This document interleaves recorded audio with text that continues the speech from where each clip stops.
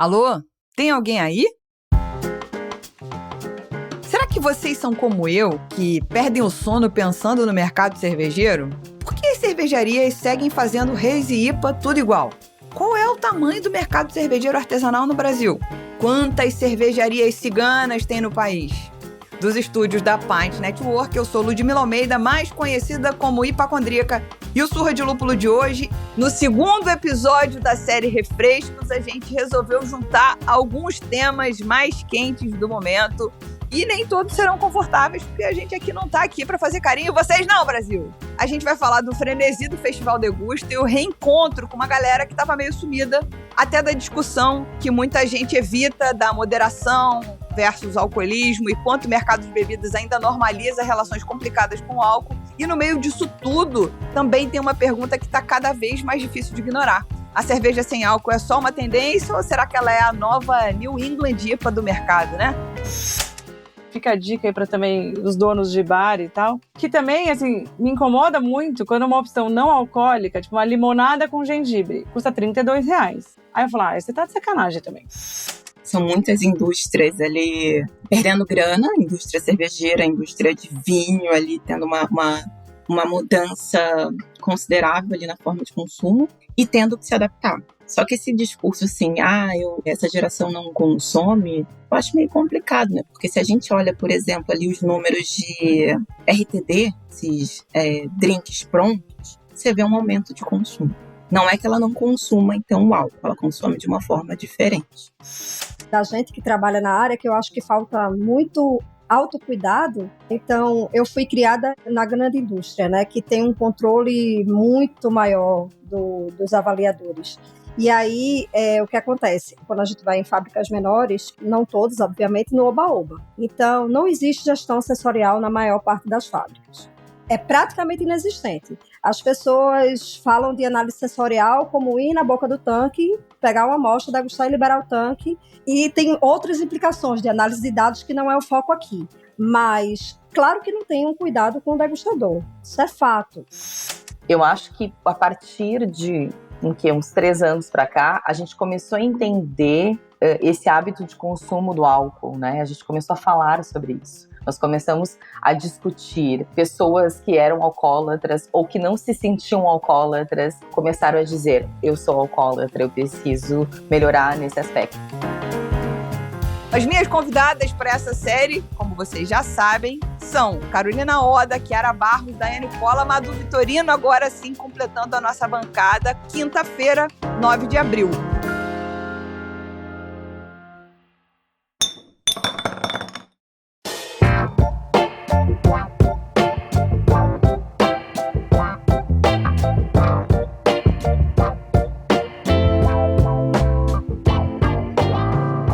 A série Refrescos é mensal e com essas mulheres incríveis complementando a bancada comigo. Então a gente vai falar de todo tipo de assunto num formato de debate para trazer diversos pontos de vista diferentes, algumas vezes sobre cerveja e outras não. Quem sabe? Eu não sei. Madu, por favor, apresente-se brevemente, porque você foi a única que não conseguiu se apresentar da outra vez, não esteve conosco na última vez. Conta pra gente. Oi, gente, tudo bom?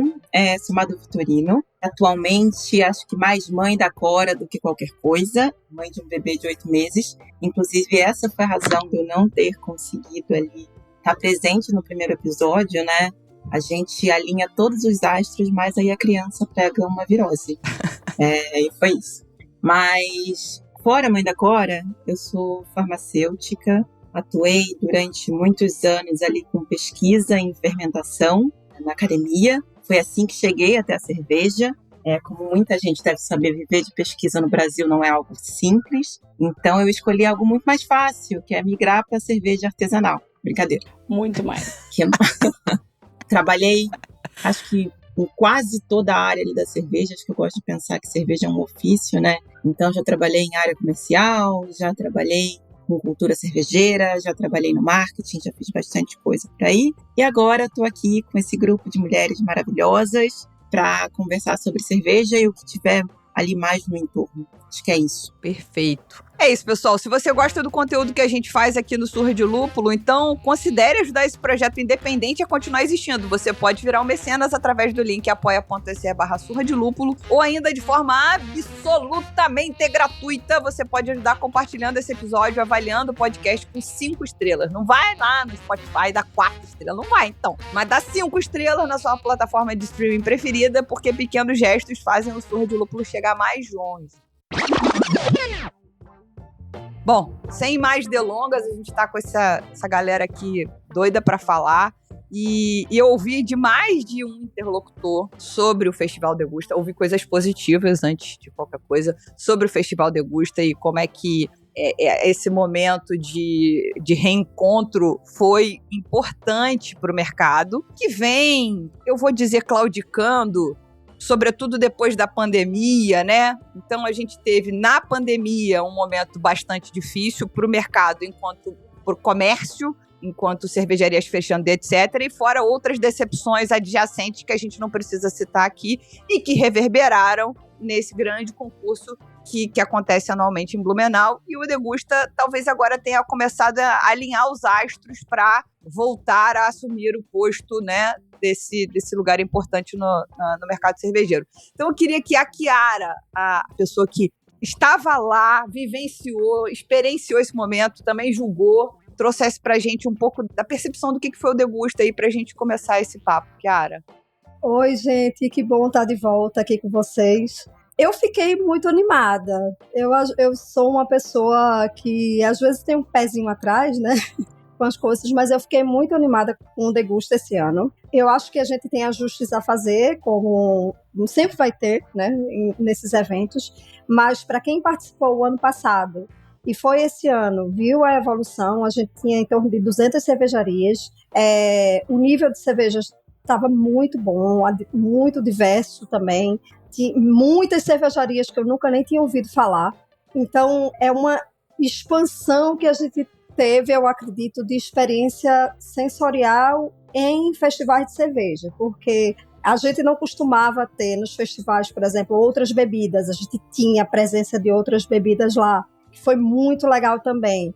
Não só bebidas alcoólicas, como não alcoólicas. Então, a gente tinha stand de café, por exemplo, que era um refresco para tanto álcool. A gente tinha chá. Então, a gente tinha bebidas incríveis e com sabor, com aroma, né? Então, não precisa só ter bebida alcoólica para a gente ter essas experiências sensoriais, entendeu? A gente consegue expandir repertório quando a gente também tem outras bebidas. Então, isso eu achei incrível no Degusta. Então, assim, a gente tinha um corredor maravilhoso de cervejas brasileiras e não só cervejas, mas outras bebidas como cidra. Então, eu acho que foi uma evolução muito grande do ano passado para cá. Foi muito bom ver as pessoas voltando para o festival que estava esvaziado. E durante a semana, pessoas que não trabalham com cerveja viajaram de seus estados para participar do festival. Então, é um movimento importante que a gente precisa olhar. E eu fiquei muito feliz de ver as pessoas de volta. Tanto as pessoas que trabalham com a gente, que é um momento da gente se encontrar, conversar, falar um pouquinho sobre mercado, mas ver pessoas que não são do mercado cervejeiro participando, e a gente sabe o quanto é difícil, é longe, né? Eu vi pessoas de Belém, eu vi pessoas de Pernambuco, né, que amam cerveja, mas que não trabalham com isso. Para a gente já é complicado fazer essa logística, imagina para essas pessoas se deslocarem. Então, isso eu achei importante, e não é sobre o Degusta em si, mas o concurso. Outro ponto muito importante que eu acho que está conectado é as cervejas do Boss, né, as campeãs do concurso, foram todas cervejas com elementos brasileiros. Isso eu achei fantástico. E aí algumas pessoas me abordaram durante o Degusta perguntando, Chiara, mas só tinha gringo na mesa do Boss? Não, tinha eu, tinha a Dai, que está aqui, a gente estava na mesa do Boss, e isso é muito positivo, a gente vê DNA brasileiro aí, vê raiz brasileira ali, a gente teve o 3º lugar com a Manipoeira. Então, assim, cervejas incríveis, foi difícil participar do Boss, foi bem difícil, porque o nível das cervejas na final estava muito bom. Então, assim, eu vejo muito positivo esse retorno, e eu acho que esse festival tem tudo para crescer o ano que vem ainda mais. Gente, eu quero fazer um adendo. Agora eu sou tipo uma pessoa não beer geek. Eu acho que, assim, eu vejo que, assim, algumas pessoas comentaram comigo que ouviram e tal, que não são beer geeks. E eu acho que quando vocês falam assim, teve uma mudança, uma evolução, agora, nananã, tipo, não tá claro por que isso aconteceu. Inclusive pra mim, que não sei exatamente o que aconteceu. Então, eu acho que vale a gente, tipo, comentar o que é isso, assim, porque eu não tô por dentro do assunto, assim como um monte de gente que tá ouvindo. E eu acho que, assim, eu sei das questões que surgiram lá na pandemia, mas eu não sei o que aconteceu para esse ano. Eu acho que é legal falar sobre isso. É assim, Dai pode complementar também. Eu acho que existe uma necessidade de refresco e de suspiro do mercado, de que a gente tente novos formatos. O formato, ele é open bar, entre aspas, né? Você paga o ingresso, então isso já tem uma diferenciação, porque você paga pelo ingresso e degusta qualquer cerveja de qualquer stand. Então, eu acho que a limitação que a gente tinha de pagar o valor pela bebida, ela sai da frente e as pessoas estão mais interessadas em experimentar tudo que tem no festival. Mas mudou a organização, é isso? Mudou a organização. Deste ano, do ano passado para esse? É a mesma do ano passado. Já desde o ano passado, né? Ano passado rolou uma cisão, vamos falar assim. Isso, vai lá, o resumão. Resumão da novela mexicana. Eu brinco que eu sou tipo o Guinho, sabe o Guinho da Palmeirinha? Eu sou a pessoa que fica assim, gente, não tá dando, vamos lá. Tá certo. Vamos voltar. Boa. Lá em casa eu sou o Guinho, que eu faço o pré-preparo e a Ana Lu que faz a comida, eu limpo tudo depois. Mas enfim, rolou uma cisão e os originais, entre aspas, os últimos que cuidavam do Festival de Blumenau, decidiram manter o mesmo nome do concurso, com todas as tretas de nome registrado e etc. E veio a nova organização. E aí, ano passado, aconteceu o inacreditável, que só a cerveja proporciona por nós. 2 eventos acontecendo na mesma data, com o mesmo nome, mesmo concurso, mesmo tudo. Que ódio! Um em Blumenau, que era dessa nova organização, e um que foi em Balneário Camboriú, com os antigos organizadores. Entendi. Na mesma data. Na mesma Muito data, bom. mesmo nome, mesmo tudo. Já tem tanta gente, né? Já tem o público tá tão grande que é ótimo. Mesma coisa. Aí, esse que foi pra Balneário Camboriú falou assim, nós seremos itinerantes, o que eu não acho uma ideia ruim. Sim. Tá? Apesar de eu não concordar com outras coisas, isso eu não acho uma ideia ruim. Esse ano aconteceu na mesma data, com o mesmo nome, porém em Uberlândia. Entendi. Então já melhorou um pouco. Ela mudou a praça. É itinerante ou tá fugindo de alguma coisa, né? Enfim, nossos advogados falaram que sem provas a gente não pode acusar ninguém. Então, Não pode falar nada. Opa, não podemos falar. vamos com calma, Vamos lá. Vamos com calma. Aí tá, esse ano passado o Degusta já existia, não desse jeito. Ano passado eu acho que rolou um brainstorming, falaram assim, vamos fazer tudo ao mesmo tempo agora. A gente pegou a organização pra gente, a gente vai melhorar, e aí teve Degusta com degustação livre, e teve uma outra festa depois. Eu lembro que me procuraram para divulgar, eu falei, gente, eu não tô entendendo o que vai acontecer. É muita coisa que vai acontecer em muito pouco tempo. Esse ano eu acho que rolou uma maturação dessas ideias. E aí sim, é essa coisa do tipo, a gente viu uma evolução do evento do Degusta de 2025 para o de 2026 e que, pelo que a Chiara está dizendo, que eu não tinha 100% dessa informação, está seguindo tendências mundiais. O Great American Beer não é mais só sobre cerveja, tem vinho, tem uísque, tem café, tem não sei o quê. E aí, enfim, o Degusta também, o Mundial de la Bière já fez isso ano passado, vai fazer esse ano novamente. E aí eu vou passar a palavra para Dai, então, que também estava lá, que também julgou e que vai trazer mais pimenta para o nosso assunto. Já agradeço a fofoca, agradeço a atualização da fofoca. Obrigada. Nada.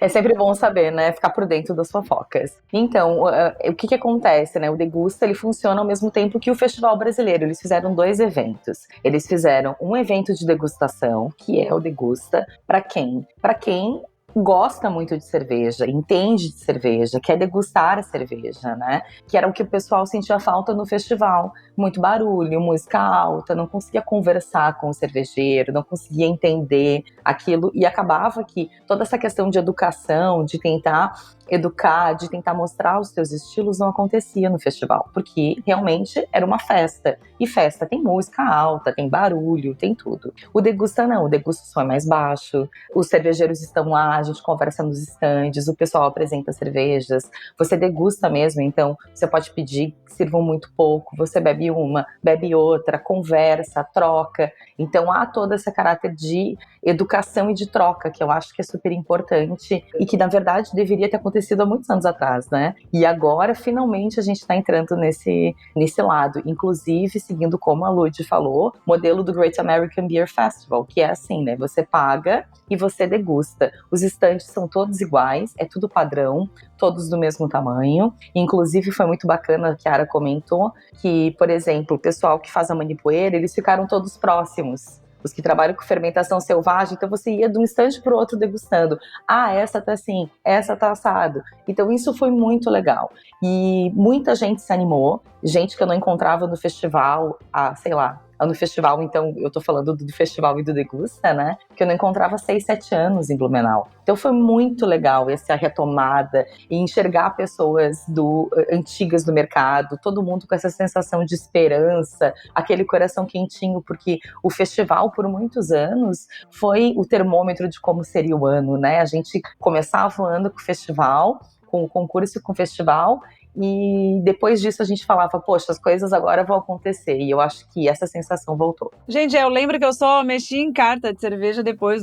de março. Eu falava, não tem por que atualizar a carta antes de março, porque era tão relevante que você falava, vamos esperar ver o que acontece e depois a gente muda os rótulos da carta. Perfeito. Eu vou só trazer, eu vou jogar para Madu, porque eu acho que ela vai querer dar uma pincelada nesse assunto aqui também, se não quiser, tudo bem. Que eu fui instada por outra pessoa do mercado, uma pessoa que eu adoro muito, eu não vou citar nomes novamente, porque o meu advogado proíbe. Você precisava falar disso, porque isso é muito importante, porque o degusta tal. Eu falei, tudo bem, mas deixa a fruta amadurecer um pouquinho mais, gente. Calma, né? Eu não, senão fica assim, uau, que legal, eu fico igual a Paquita da Xuxa, calma, vamos deixar a fruta amadurecer. Então, pelo que eu tô entendendo, rolou uma maturação entre 25 e 26, vamos diminuir para conquistar, vamos concentrar mais, né? Não teve aquela, como a Dai falou, não teve aquele evento com, banda, pode até ter tido, nem sei, mas que ninguém conversa, que ninguém... E o fato de ser tudo barraquinho igual, todo mundo com o mesmo espaço, eu acho que bota todo mundo em pé de igualdade. Ou seja, se você tem muita grana, você bota um stand com um escorregador. Não, aqui tá todo mundo igual, entra, o copo é o mesmo, você já pagou o ingresso e a pessoa vai degustar. Se ela for forte, ela vai degustar tudo que ela conseguir ali. Então eu acho que isso tudo ajuda e nos aproxima. Então vamos ver como é que é o amadurecimento para 2027. Madu, você quer dar a sua pitada? Eu quero dar meu centavo de pitaco, né? Assim, acho muito legal também essa espécie de possibilidade de fazer trabalho de base, né? A gente tem visto o mercado cada vez menorzinho ali, até minguando mesmo. Então, essa possibilidade, o cervejeiro tá ali, trocando com as pessoas, voltando a fazer esse trabalho num momento de baixa muito importante, assim. É assim que a gente cria novos públicos, consumidores. Então, feliz, eu realmente não acompanhei de perto esse novo formato. Carol, inclusive, obrigada por trazer ali a pergunta do que estava acontecendo. Por pedir a fofoca. Não é, porque eu também perdi a fofoca, estava de fora. Eu falei, gente, elas estão falando assim, eu falei, o que aconteceu? Mudou quem? Quem entrou? Eu sabia mais ou menos ali, estava mais ou menos, mas essas atualizações do Degusta eu estava de fora. Eu parei na cisão também, eu tinha parado na cisão. Então, assim, muito bom saber que isso está cuidado, né? Que a gente está cuidando de formar um novo público consumidor, assim. Então, isso é fundamental para o momento que a gente está vivendo. Perfeito, mas podem confessar que a parte que vocês mais gostaram foi o PPT que eu fiz agora. Sim. Cisão acontecendo em tal lugar, isso. Também lembrou do outro PDF aí. Exato, exato. PDFs. Só para lembrar que o festival ele continua com a banda, com barulho, mas ele acontece depois do Degusta. Os shows são mais tarde. O Degusta ele tem 4 horas de duração. E aí, no finalzinho do Degusta, no pavilhão do lado, tem banda e tem stand de cerveja. Sendo que aí a cerveja é paga. Porque tem gente que não vai pagar o valor do ingresso para ir. Entendi. Que não é um valor barato, né? Para você degustar todas aquelas cervejas. Quanto tava o ingresso? Acho que... Na verdade, foi bem barato esse ano. Eles fizeram uma promoção que eu acho... Eu posso falar o número errado, mas eu acho que foi R$400 todos os dias. fizeram um lote promocional. Foi muito barato. São 3 dias. Uhum. R$400, 3 dias open bar? Todos os dias. Aí, Carol, tu tá perdendo a chance de tomar uma porranca de graça quase. Gente, nossa, eu não tô conseguindo beber o suficiente, nem R$50, que é o próximo assunto aí, mas não tô me pagando, né? Mas esse foi um valor que eles fizeram promocional. É quase o valor de um dia, né? Uhum. Acho que pra falar que tá fazendo coisa diferente para que a notícia corra, né? Aí tinha que ser atrativo nesse ano, né? Exatamente. Mas assim, foi muito legal. Eles fizeram um preço bem bom esse ano, mas independente disso, tem gente que não tem essa disponibilidade para fazer isso todos os dias. Então vai só no festival e paga pela sua bebida que vai ser consumida. Então tem para todos os públicos. Tem para o público que não vai querer investir esse dinheiro para experimentar, degustar as cervejas, então vai só para o festival que acontece depois, para não ter esse choque, para todo mundo conseguir aproveitar tudo. Muito bom, gente. Separou os interesses. Então eu achei muito legal. E a gente ainda pode dormir cedo. Quem não quer ir Tá pro... bom. Quem não quer ir pra banda, 8 horas tá no hotel. Exato, bebi o que eu queria beber, vai embora, vai descansar e no dia seguinte tem mais, porque esse é o problema, no dia seguinte tem mais. Eu não posso falar a mesma coisa. Eu também me eximo de qualquer comentário. Gente, eu não sei o que é dormir, então. Cada um com seus motivos. Exatamente. Eu costumo dizer em casa que eu sou uma pessoa que bebo pouco, mas a pessoa que eu me transformo quando eu bebo, bebe muito. Então, eu naturalmente, entendeu? É tipo, eu tenho outra personalidade, eu devo ter até outro nome, é que eu ainda não consegui conversar comigo mesma. Mas, enfim, eu recebi um feedback sobre... Eu recebi muita gente feliz a pampa. Porque eu acho que tem essa coisa de quando você faz parte de um... Quando eu digo da organização, mesmo não sendo da organização em si, mas fazendo parte no corpo de jurados e juradas, você se sente um pouco incluído, empoderado desse assunto. E você fala, caramba, que filho bonito eu fiz, né? Uhum. A Madu faz isso todo dia quando ela olha a Cora no berço. Mas, enfim, que filho bonito eu fiz. Mas eu recebi Chegou pra mim uma notícia do tipo assim... de um jurado ou jurada, pessoa, jurade, não vou falar sexo também, que comentou que investigou com outros jurados ou juradas e que o nível sensorial das cervejas, globalmente falando, não estava melhor do que o ano passado.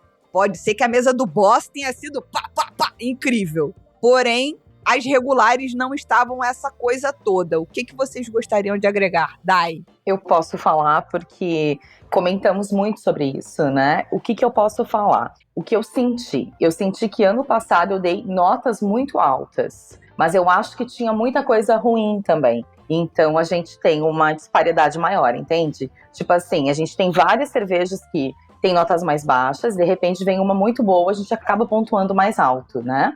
Esse ano não, esse ano dei notas um pouco mais baixas talvez que o ano passado, por exemplo, acho que acima de 40 eu devo ter dado umas 3, 4, mas eu dei pouquíssima nota abaixo de 20, por exemplo. Eu devo ter dado, e a gente julgou 4 dias, eu provavelmente dei umas 4 notas abaixo de 20.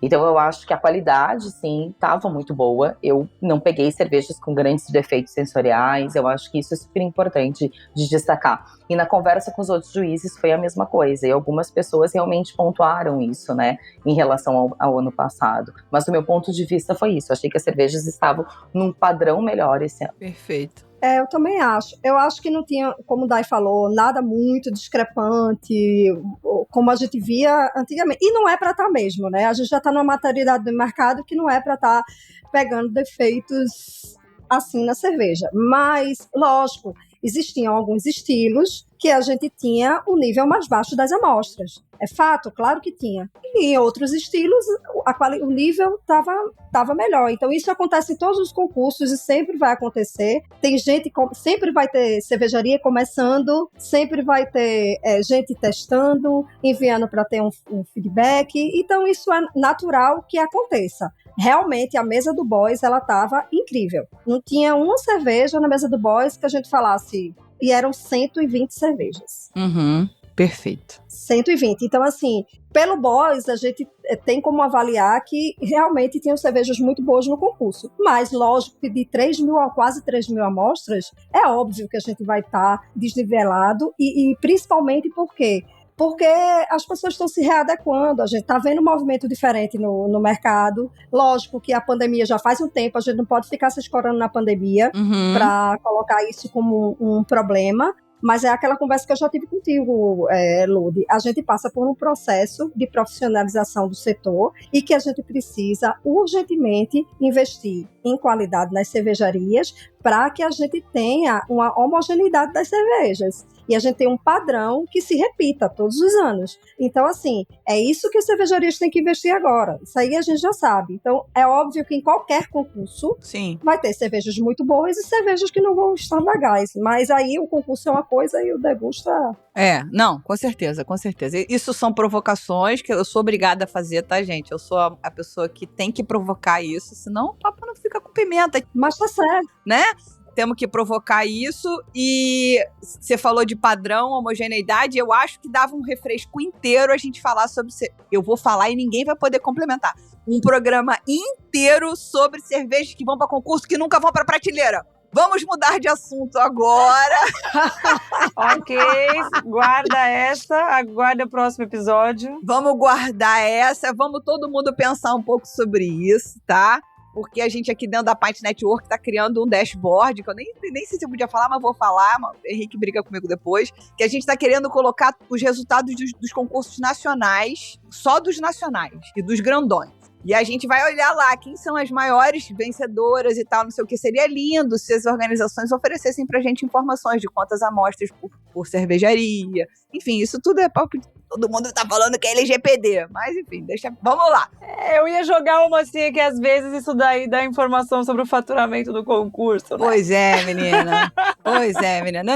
Eu nem queria saber isso, mas seria tão importante. Eu queria fazer, tipo... É uma conta boa essa. Quantas amostras, às vezes, X reais, você falou, uma passagenzinha pra galera aí de vez em quando podia rolar? 50% da passagem, vai que... Pois é.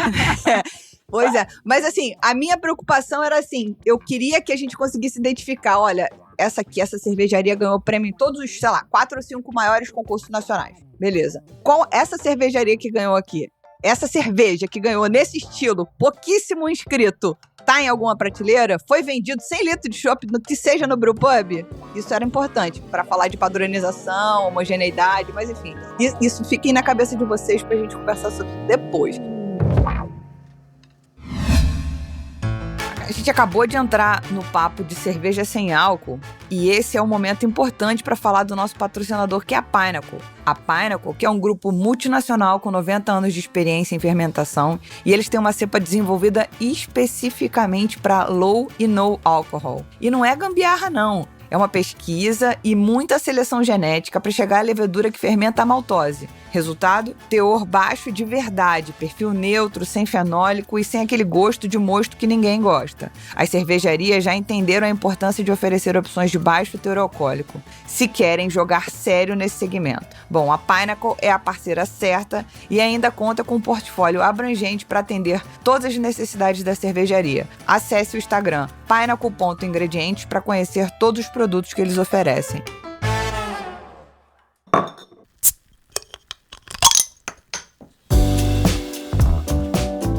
Agora, eu queria trazer mais para esse papo ainda, e eu acho que tanto a Madu quanto a Oda vão poder trazer muito insumo, porque trabalham e trabalharam, como a Madu falou, em vários ofícios na cerveja ou no mercado, né? A gente tem muito essa coisa no mercado de bebida alcoólica, essa normalização do consumo excessivo, porque tu trabalha com bebida, você tá sempre trabalhando, enfim, é um ouroboro, né? Fica nesse círculo vicioso de eu tô bebendo porque eu trabalho, eu bebo porque eu me divirto e tal. E aí, vamos falar um pouquinho dessa questão do alcoolismo de quem trabalha no mercado de bebida e, consequentemente, na moderação. Carol, você quer começar dando seus milhões? Ai, gente, é triste isso, assim, é muito difícil. Porque é isso, é doença, só que a gente não trata como doença. É um negócio muito grande, tem muito dinheiro envolvido. Acho que a grande indústria fica nessas campanhas de moderação e tal, mas assim, uma informação que eu não sei, eu tive uma informação interna de uma grande cervejaria, uma grande marca, que perdeu recentemente 5% do mercado. Cara, 5% por uma grande marca é muito dinheiro. Então, assim, a história da moderação, ela, como mercado, é muito difícil mesmo, porque são negócios, né? A gente sabe que tem muita gente olhando a última linha da planilha. Do lado de quem trabalha, como o álcool é muito acessível, acho que isso e não é tratado como doença, a gente dá risada, a gente acha engraçado, nossa, fulano, nossa, bebe, hein, nananana. A gente fica nessa e, assim, coincidentemente, essa semana eu vi uma entrevista do Nando Reis falando sobre isso. Cara, ele fica meia hora falando sobre o alcoolismo dele. É um negócio impactante, assim. Você fala, não é possível que esse cara tá vivo, que esse cara é esse cara, que esse cara fez tudo isso, assim. Então, tem um lado muito grave, muito difícil, mas a briga é boa ali do outro lado, com o social e tal. Tem muito profissional que é doente, a gente sabe disso, mas não é tratado como. No mercado de coquetelaria, isso fica ainda pior, porque tem a história do shot de destilado. Então, assim, é normal. E, assim, eu já tive fama de chata várias vezes. Tipo, nossa, Carol, ai, credo, como você é chata. Porque tem um evento, assim, de uma marca grande, um lançamento de um produto. Tipo, é um evento profissional, tá todo mundo lá, foi convidado e tal. Chega de determinada hora, começa shot no balcão. E aí, assim, profissionais muito relevantes, pessoas muito conhecidas, formadores de opinião e tal, estimulam esse consumo de shot num evento profissional. Então, na coquetelaria, isso vira ainda uma outra coisa, assim, que é totalmente aceito o shot. Aí, quando eu tava no BCB, o evento, tinha uma grande discussão entre estandes de marca que promoviam shots no stand. E aí, o evento começou a se queimar, porque falavam que era um evento em que tinha muita gente bêbada, ao mesmo tempo em que as próprias marcas não seguravam os shots nos seus stands. Então, sempre tem os dois lados dessa história, assim, né? E aí, depois vem fazer uma campanha e tal, e você fala, gente, aí a gente cogitou colocar em contrato que ia ser proibido dar shot no stand.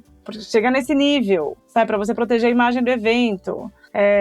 Tem uma outra coisa também que coquetelaria envolve. Eu, na minha vida, não posso, às vezes, tomar uma dose de um whisky X. E eu chego num evento desse e o whisky X tá de graça.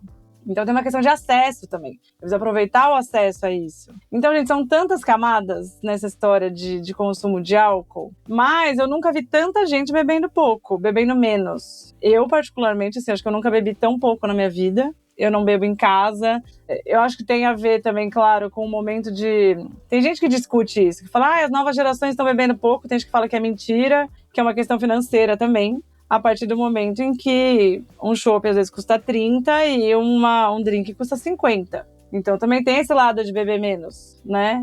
Então acho que tudo isso compõe, assim, mas conforme eu já ficando mais velha, beber menos, assim, na minha roda, a maioria tá bebendo menos. Por todos esses motivos, eu acho. Mas rende pano, tem pano pra manga nesse assunto aqui. E aí, Madu? Eu acho que é isso que a Carol trouxe, né? Um assunto com tantas camadas e ali tantas explicações para o que pode estar acontecendo. De fato, a gente tem visto uma mudança considerável no consumo. E aí o resultado disso são muitas indústrias ali perdendo grana, indústria cervejeira, indústria de vinho ali tendo uma mudança considerável ali na forma de consumo e tendo que se adaptar.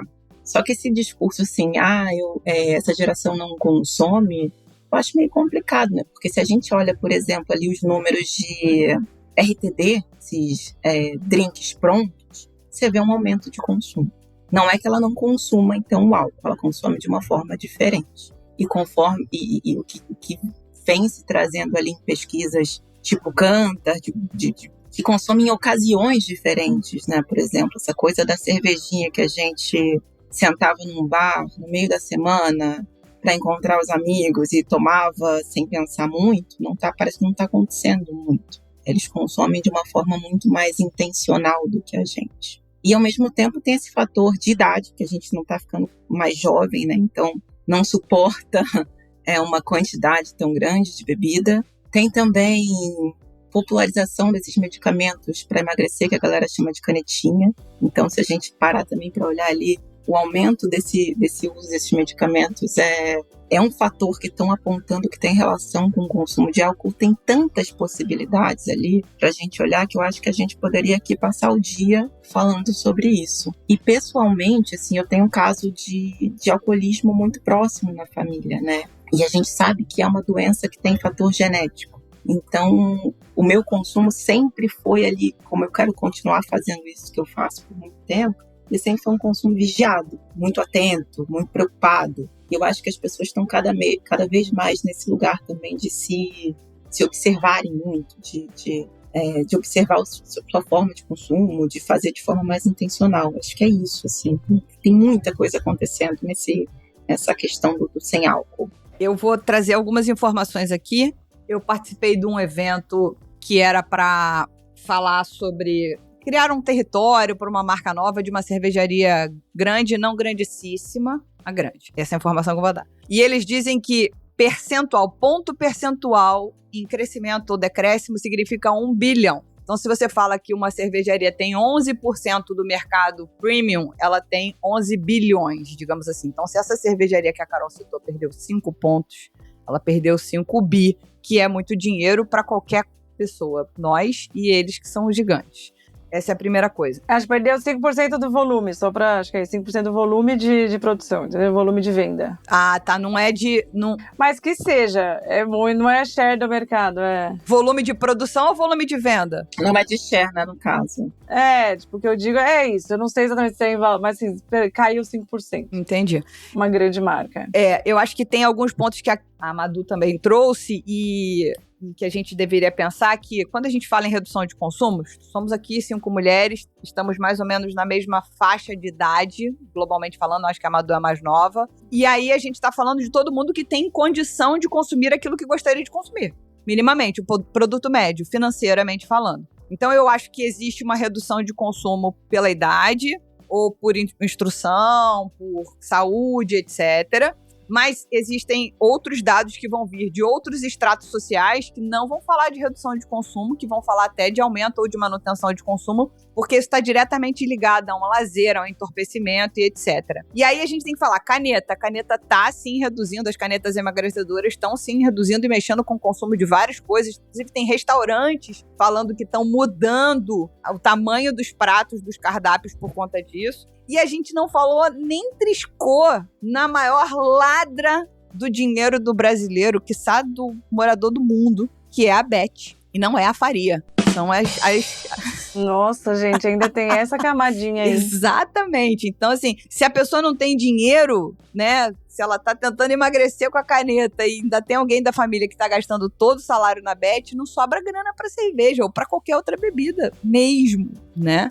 Então, eu acho que tem um assunto mais longo aí, Dai. Agora você criou um triplex na minha cabeça, eu não tinha pensado na questão da Beth. E automaticamente meu cérebro se consumiu disso e eu quase esqueci o que eu ia falar, mas agora eu lembrei. Então, eu gosto muito dessa visão de todo mundo, assim, né? E eu noto que, eu acho que a partir de uns 3 anos pra cá, a gente começou a entender esse hábito de consumo do álcool, né? A gente começou a falar sobre isso. Nós começamos a discutir. Pessoas que eram alcoólatras ou que não se sentiam alcoólatras começaram a dizer, eu sou alcoólatra, eu preciso melhorar nesse aspecto. E a gente começou a ouvir essas pessoas. Então, eu sigo no Instagram uma página que Tem Gente Que Não Bebe. Ela fala muito sobre consumo. E ali eu aprendi e aprendo todos os dias sobre consumo, né? E uma das coisas que eu achei mais interessantes é a questão realmente do hábito. Eu bebo todo final de semana. Você tem um hábito de consumo. Uhum. Porque quando você trabalha, você bebe eventualmente, né? Hoje eu tenho um trabalho na terça, hoje eu vou beber na quarta, hoje eu vou beber no sábado. É diferente de você todo final de semana, eu vou tomar uma cerveja. Isso é um hábito. Então, isso que eles questionam, né, como nocivo, né? Você, durante a semana eu não bebo, mas eu bebo horrores todo final de semana. Então, é algo que a gente precisa também pensar. Outra questão, eu acho que a questão financeira, ela realmente é bem latente, assim. E eu falo por mim, Daiane, que não aposto em bets, já usei canetinhas, então, assim, eu entendo que a bebida está muito cara. Eu acho que a gente tem priorizado outras coisas na nossa vida. Inclusive, eu tenho feito coisas que eu nunca fiz na minha vida. Por exemplo, comer antes de ir para um restaurante. Porque eu não quero gastar muito naquele lugar. Nossa, gente, olha só.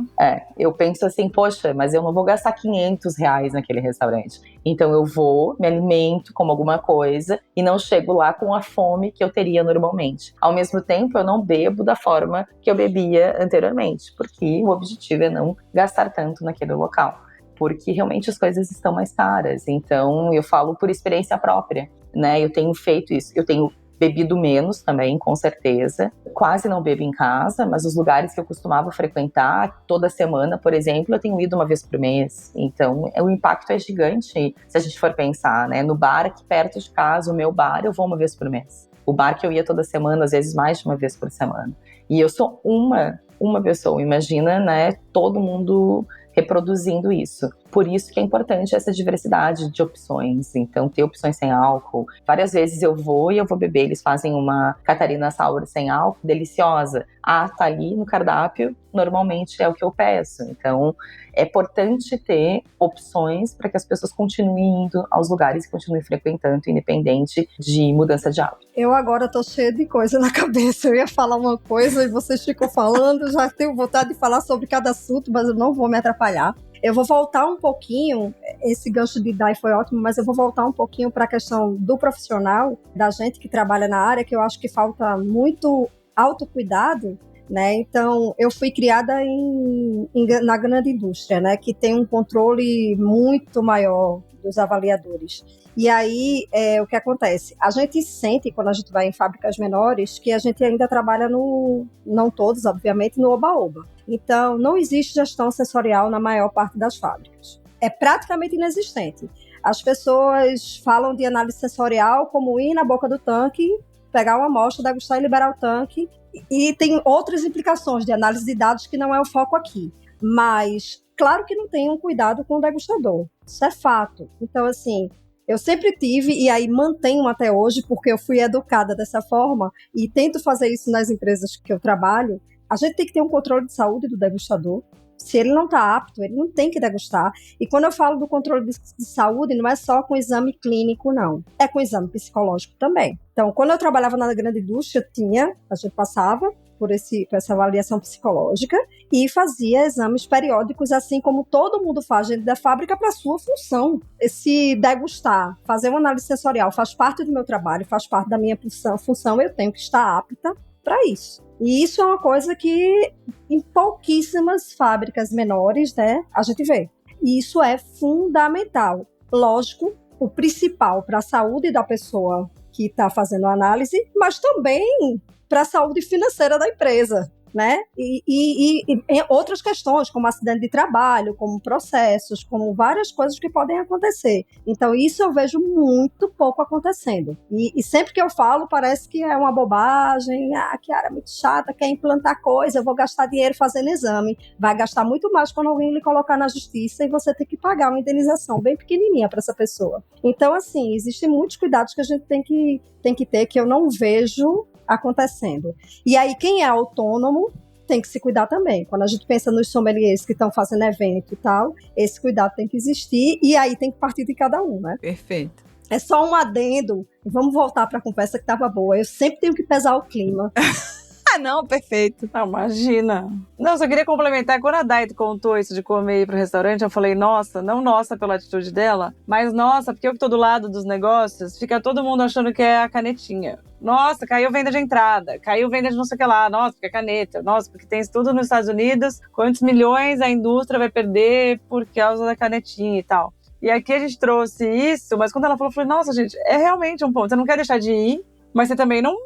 Se for uma pessoa que come muito, sei lá, tô aqui treinando, não dá, né? E outro ponto também que eu queria trazer, que eu acho que fica a dica aí para também os donos de bar e tal, que também, assim, me incomoda muito quando uma opção não alcoólica, tipo uma limonada com gengibre, custa R$32. Aí eu falo, você tá de sacanagem também. Tipo, eu entendo que os negócios não querem que caia o ticket médio porque a pessoa deixou de beber. Uhum. Mas eu me sinto lesada quando eu pago R$30 numa limonada que tem uma gota de gengibre, assim. Uhum. Então, eu acho que assim, a gente tá nessa história, entendendo os movimentos do mercado, tendo as opções, lidando com a queda do ticket médio, tal, mas assim, gente, existe uma questão de margem, existe uma questão, sabe, assim, você tá ganhando dinheiro na limonada, então acho que tem esse ponto para ser observado, assim, porque ainda tem uma coisa consciente, inconsciente que for, não sei, que a pessoa, ela acha muito esquisito pagar caro num negócio sem álcool. Uhum. O cliente, ele fala assim, gente, mas não tem álcool e custa isso? Uhum. Eu sei que tecnicamente tem coisa que vai ser super cara, dá trabalho, demora horas, você vai clarificar, tem um monte de técnica envolvida. Mas é muito difícil eu mostrar para o cliente que um negócio sem álcool pode custar muito caro. Uhum.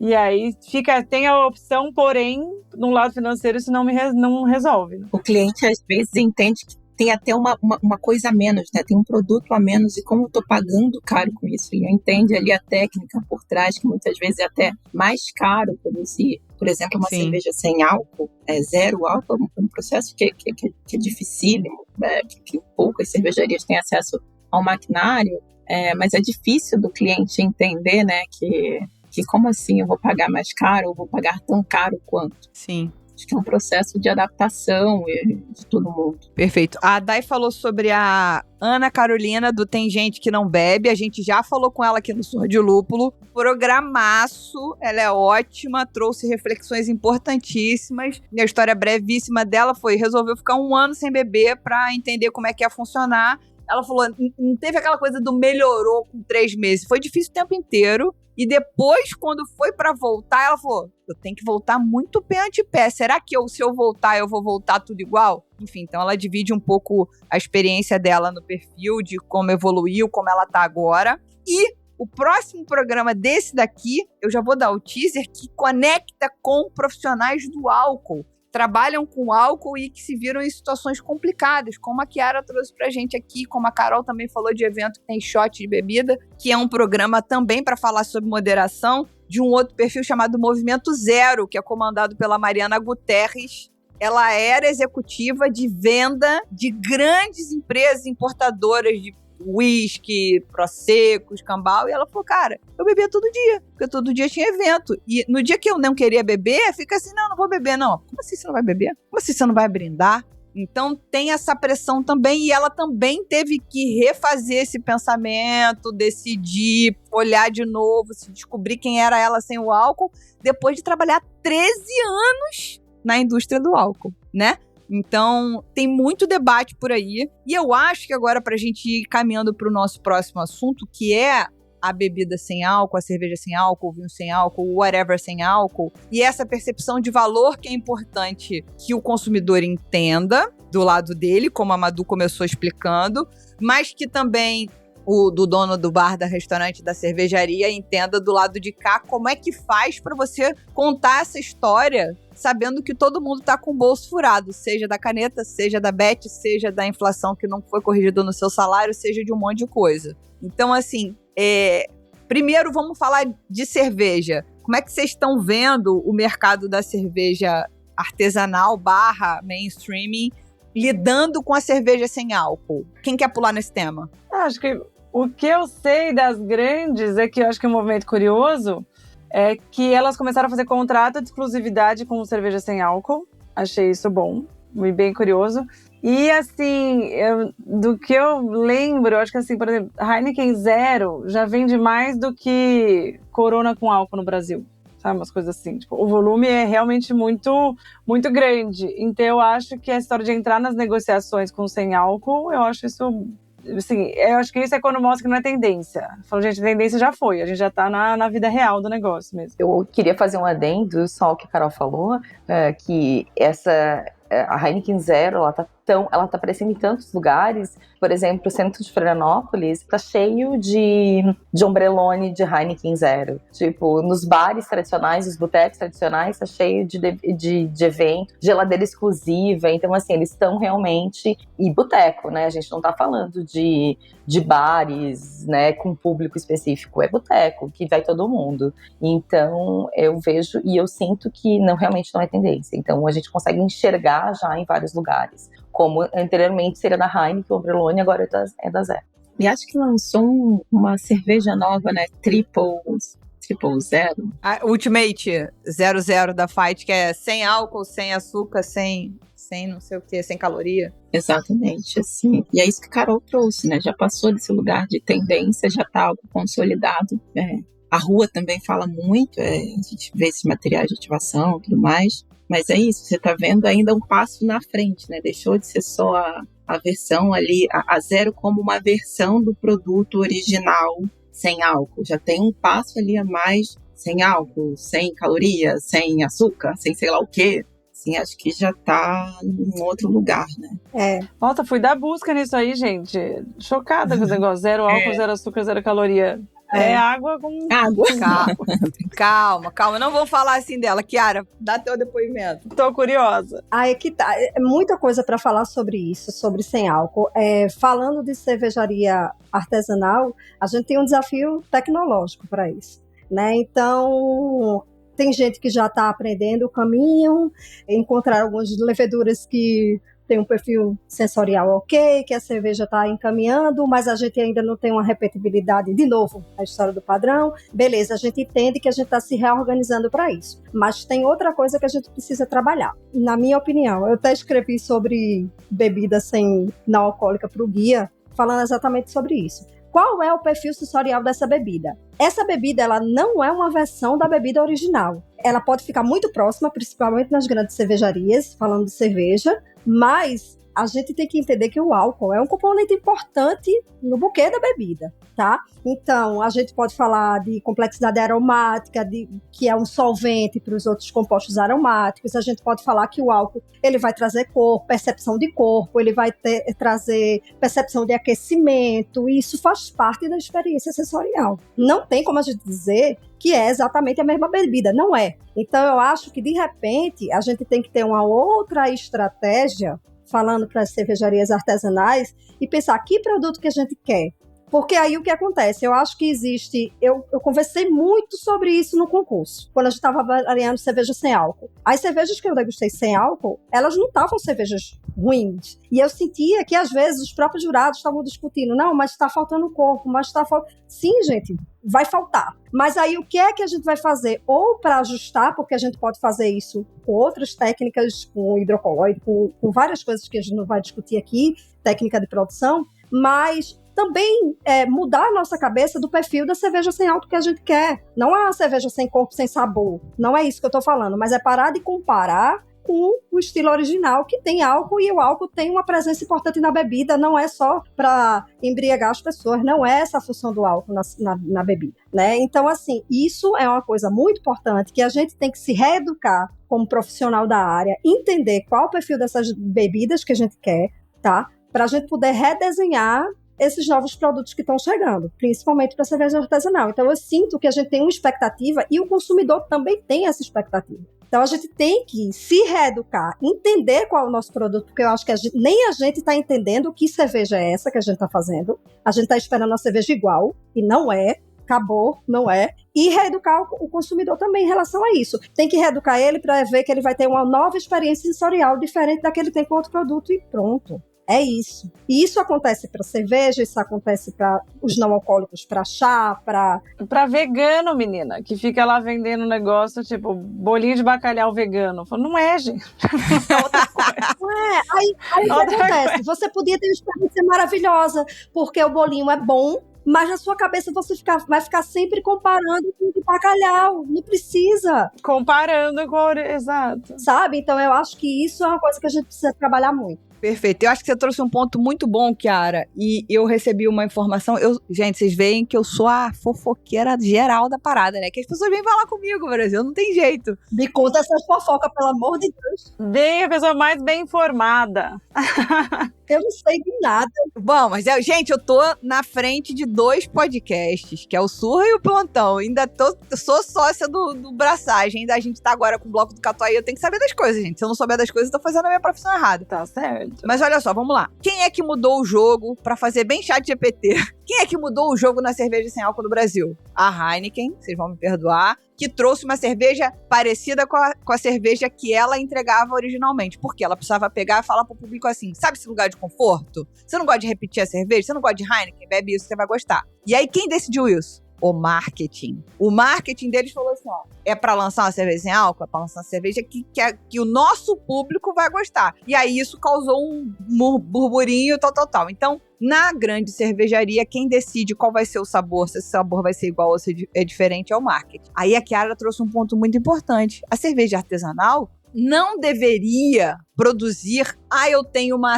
IPA com álcool e vou produzir uma IPA sem álcool, irmã. Não, irmãozinho, não. Você tem que fisgar esse consumidor de outra maneira, porque o seu consumidor está acostumado a provar coisas diferentes e a querer ser instado para novos sabores e aromas. Então, você que não vai ter o filtro para tirar aquele filtro de membrana maravilhoso, para tirar todo o álcool depois, você não vai ter isso, você vai ter que dar teus pulos fazendo uma fermentação interrompida, ou um outro ajuste, ou uma levedura especificamente assim, assado. Então, assim, para negócios, soluções diferentes para negócios diferentes, né? Então, eu acho que agora a cerveja sem álcool tem caminhado para um lugar de também, a gente não tem que ficar apresentando por aí aquela lager que vai ter gosto de mosto. Ah, puta que pariu, Brasil.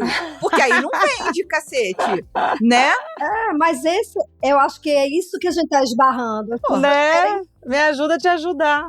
Exato. Amiga, assim não tem como te defender. Não precisa.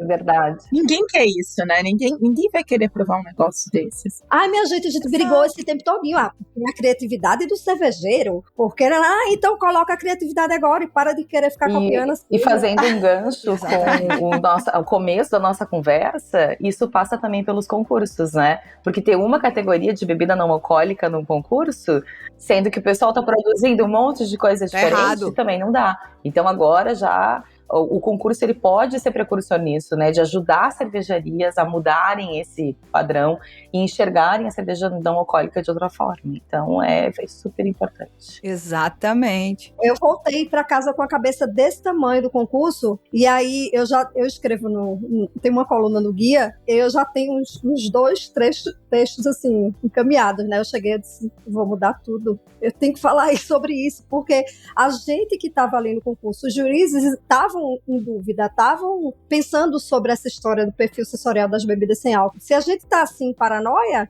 todo mundo deve estar também. Então, assim, a gente precisa falar sobre isso urgente, assim, entender. Gente, já pimenta, né? Aquilo faz valer o beba menos, beba melhor. Eu que já tenho essa fama. Cadê o seu melhor? O que é seu melhor agora, querida? Exatamente. Aí vem, né, tecnologia, criatividade e novos ingredientes com fibra para trazer corpo, sei lá.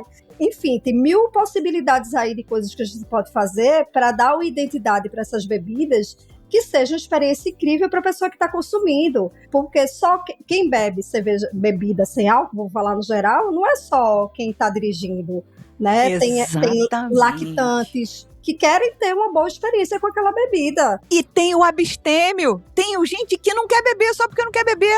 Ela não precisa ter problema nenhum, nem filho. Tem ocasião de consumo. E tem quem não quer beber naquele momento, né? Acho que é isso, né? Hoje o álcool é momento. Eu vou beber uma bebida sem graça. Então, assim, se eu quero beber algo bom, independente se é com álcool ou sem álcool. Então, assim, precisa estar gostoso. É isso, acho que no fim das contas é isso. Exatamente.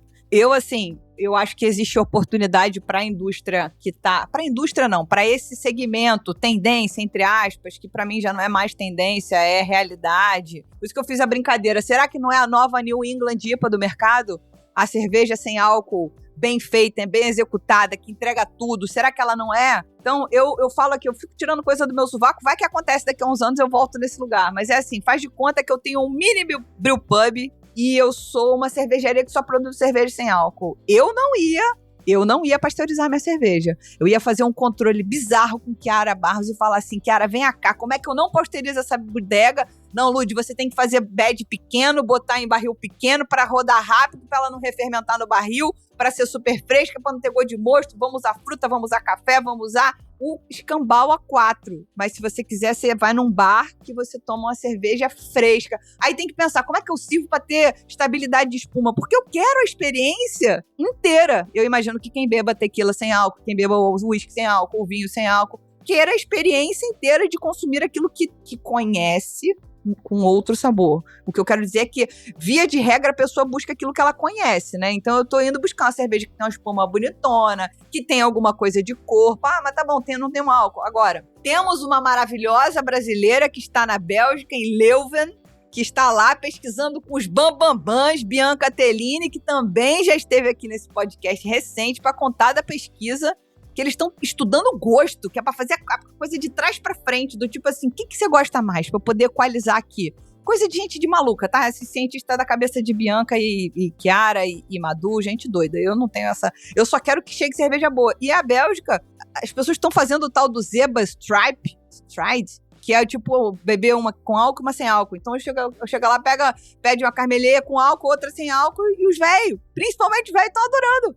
Porque eles estão bebendo bastante. E não estão ficando loucos, porque estão dividindo esse negócio todo. Então, como é que isso chega no restaurante, Carol? Como é que você fala pro dono do restaurante que, ó, não pode cobrar R$30 nessa limonada com gengibre, mas existem bons vinhos sem...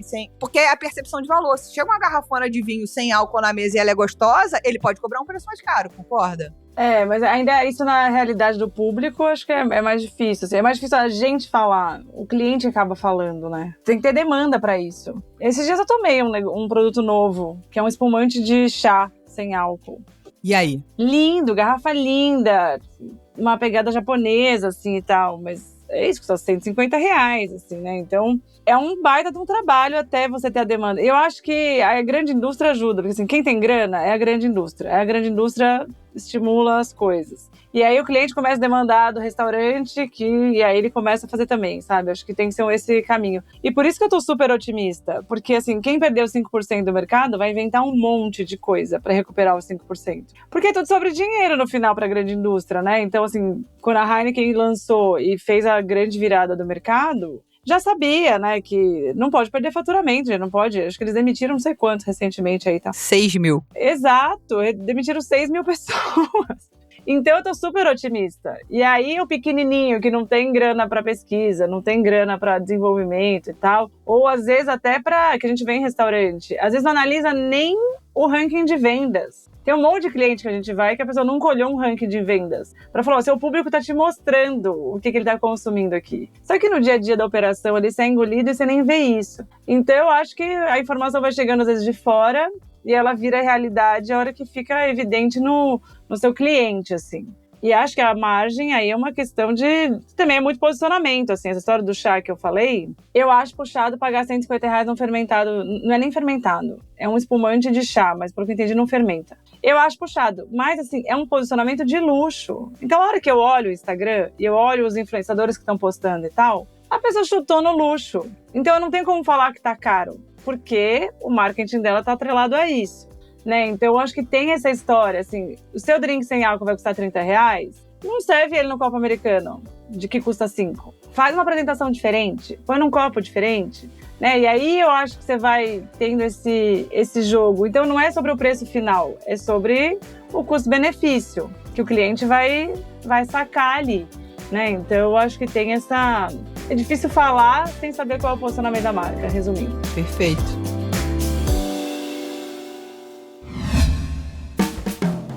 Sabe um jeito bom de contribuir com o Surra de Lúpulo? Bebendo cervejas. Ah, vocês vão falar, mas a gente já faz isso. Não, meus amigos e minhas amigas, aqui eu me refiro a comprar e consumir cervejas de quem ajuda o Surra de Lúpulo a se manter no ar e com a casa arrumada. Sabe quem? A Stannis, que não só produz rótulos incríveis de altíssima qualidade, mas vão além. Proporcionam experiências completas com seus bares próprios e um e-commerce que entrega a cerveja em todo o Brasil. E o melhor, quem está nos ouvindo pode aproveitar o cupom SDL12 para garantir 12% de desconto em qualquer produto no site da Stannis. Então acessa stannis.com.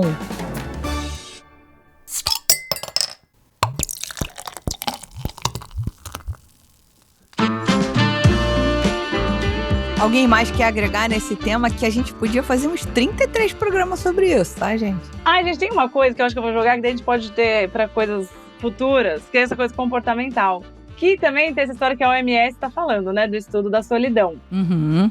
Se a gente está tendo uma epidemia real de solidão e você ser uma pessoa sozinha é tão grave quanto você fumar não sei quantos cigarros por dia e tal, se a gente chegou nesse nível de análise e o álcool é algo que está diretamente ligado também a uma vida social, e aí eu acho que isso fica aqui pra gente falar de outras coisas. Eu adoro assuntos comportamentais, né, gente? Então eu acho que também tem essa questão, assim, a gente tá ficando gente isolada, gente sozinha, gente preguiça de sair. O Jomo virou FOMO, né? Tipo, você tem o FOMO virou Jomo, tipo, você tinha medo de perder as coisas, agora você ama, tipo. Às vezes eu tô na minha casa, assim, eu vejo um post de um evento, assim, eu falo, graças a Deus que eu não tô lá, meu Deus do céu.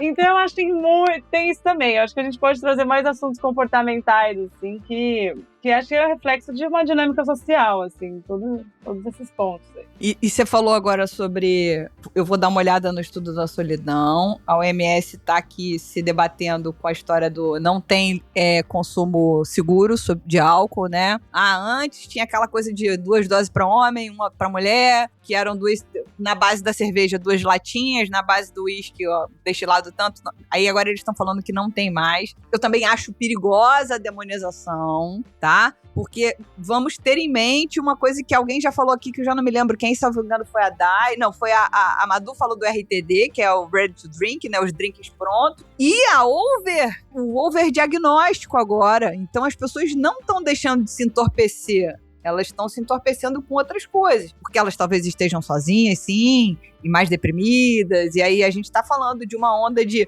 Ninguém mais é burro nessa vida, gente. Agora todo mundo tem TDAH. Eu tô com medo de descobrir que eu sou só burra.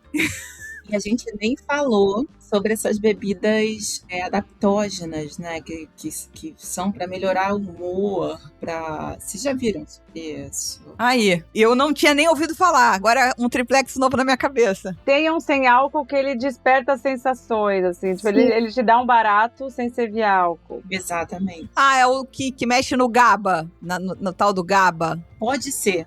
Tem muitas formas de você fazer isso, mas é isso, depende.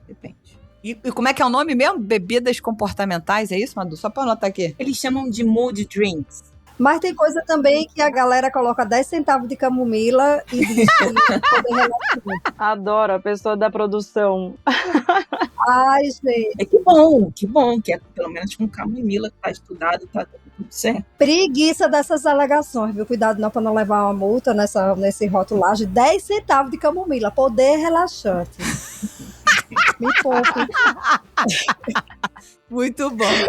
Mas assim, isso é um assunto legal, interessante e que é importante para você desenvolver bebidas que sejam interessantes para as pessoas, que causem essas percepções, essas sensações. A gente tem capsaicina, da pimenta, por exemplo, que dá aquele ardor, tem o jambu, que dá aquele tremozinho, né, e tal. Então, essas percepções sensoriais, elas podem ser interessantes para capturar essas pessoas que estão querendo experiências sensoriais diferentes que não sejam do álcool. Nenhuma dessas substâncias vão substituir o álcool, elas vão trazer outras percepções sensoriais, e eu acho incrível, né? Agora, a gente tem que ter cuidado com o que a gente alega também, né? E com o que é proibido também usar aqui no Brasil, porque tem algumas dessas substâncias que são usadas fora do Brasil e que não são permitidas aqui.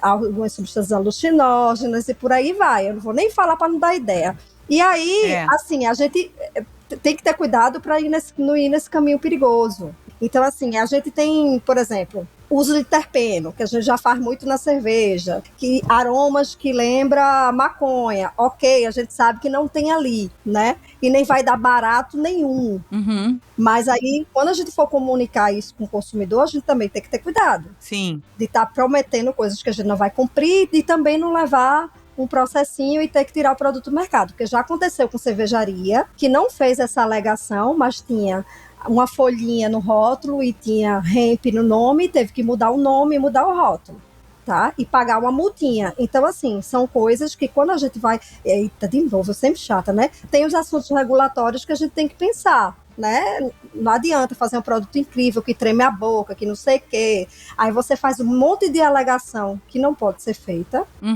ou usa produto que não pode ser usado aqui no Brasil. Então, assim, tem muita coisa na gringa legal. Tem modulador de cor, modulador de aroma, tem flavor de álcool, que é o que o pessoal usa em vodka sem álcool e tal. Beleza, tem um monte de coisa. O que é que a gente pode usar aqui no Brasil?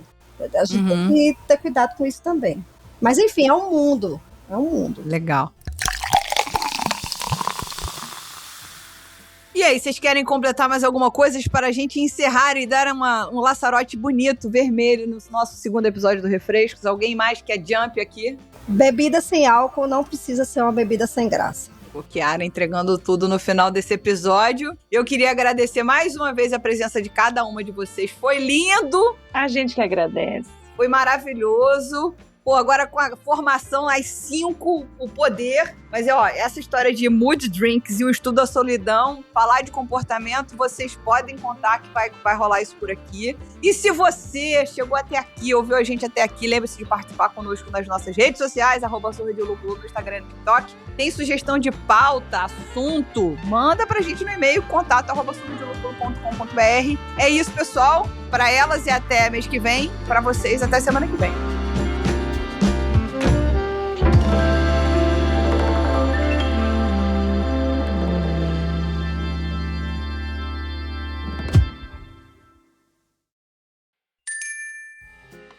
Este podcast é uma produção da Pint Network e está disponível no Spotify, no YouTube ou na sua plataforma de áudio preferida. Na nossa equipe, contamos com a colaboração de Henrique Boaventura, Ludmila Almeida e Maurício TK, sócios e apresentadores do podcast. Também fazem parte do time Gabriel Gurian, na apresentação e redação do blog, Rubens Reis, na edição, Hop Your Media, nas redes sociais, e Laís Andrade, no design.